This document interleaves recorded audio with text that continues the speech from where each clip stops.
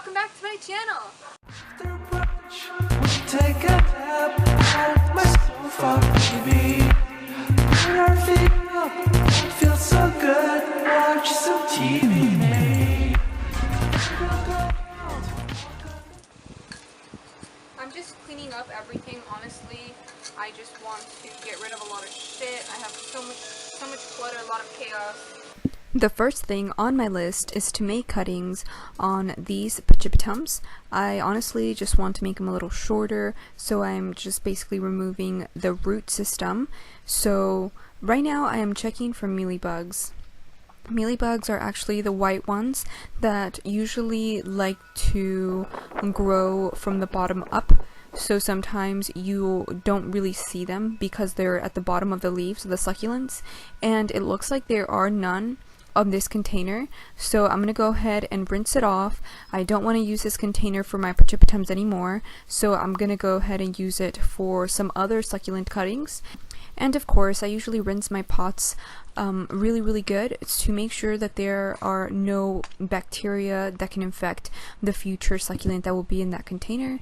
So I just want to make my pachipatums a little shorter. And I'm going to go ahead and do that by just cutting away some of the stem, and I am not going to place them on any soil at the moment.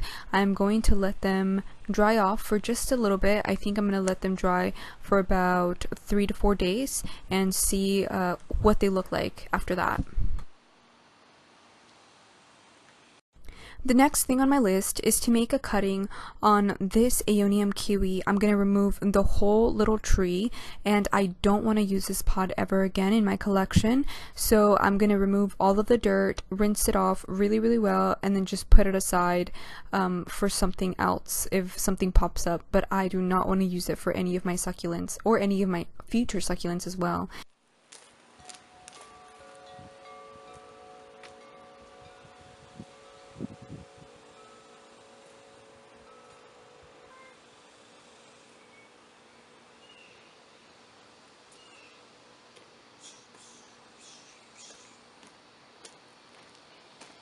Alright, now that I have my huge cutting, I need to remove all of the offsets from the mother plant so I can put them in my little blue navy container.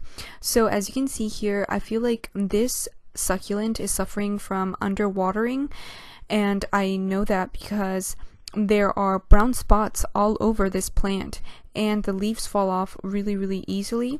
Some are even burnt off. So what I'm doing is I'm basically separating them, just basically cutting it off without my scissors, even though I think it's best if you do cut with scissors because there are some little babies on the offsets that you do not want to mess with if you do want future succulents growing off those. But I honestly think that these succulents would be better off on a new container, and I am removing all of the leaves, well, all of the burnt leaves that have a lot of brown spots because they just look very ugly. And so I basically just want to restart this plant, and I want it to grow even more. So I'm definitely removing the majority of the leaves around them. A second reason why I think that this succulent was underwatered was because it was actually producing some roots from the mother plant as well as the offsets, so it was basically wanting to get water as much as possible. Now that I am done removing all of the leaves on my succulents, I will fill up this little pot with some dried up cactus soil. I use the same one every single time. You've seen it before in my videos, but if you're interested in the type of soil that I use, I'll go ahead and put it in the description down below. The soil that I use is very popular, and I buy it from Home Depot, but I've also seen it at Lowe's and Walmart. There you go, guys. That is my finished product. I hope it looks a lot better in about 3 months from now. I hope those succulents grow as much as possible so I can make that little container look a lot more appealing. The last thing on my list is redoing this animal container.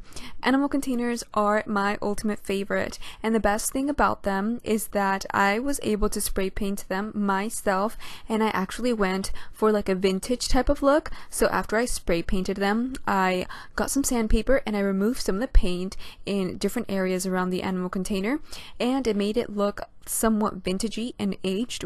Here I am trying to remove the Anacampsero succulent away from all of the stems around it, and so I'm basically massaging the bottom part of the plant. The soil is really dry, so it's honestly really easy to take this apart.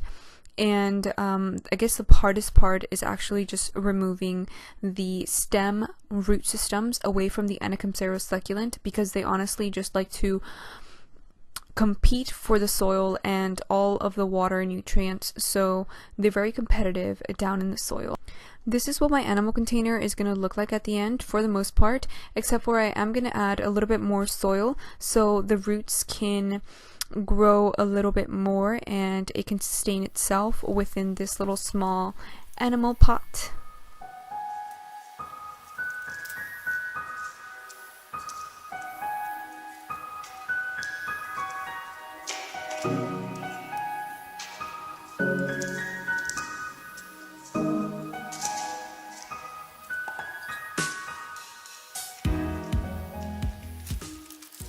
Alright everybody, that is what my finished product looks like.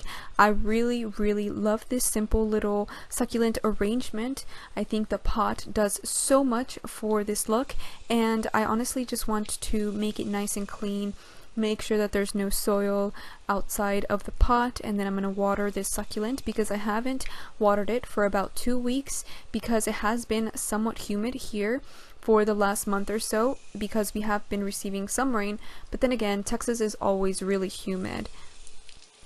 That wraps it up, folks. Thank you so much for watching my videos. I would seriously be nothing without each and every one of you humans. I know that I've been having difficulties with my volume, and I am working to address that at the moment, so I want to thank you all so much for hanging in there while I fix these technical issues. If you liked this video, please give me a thumbs up and some feedback down below. I love you all so much, and until next time, happy propagating!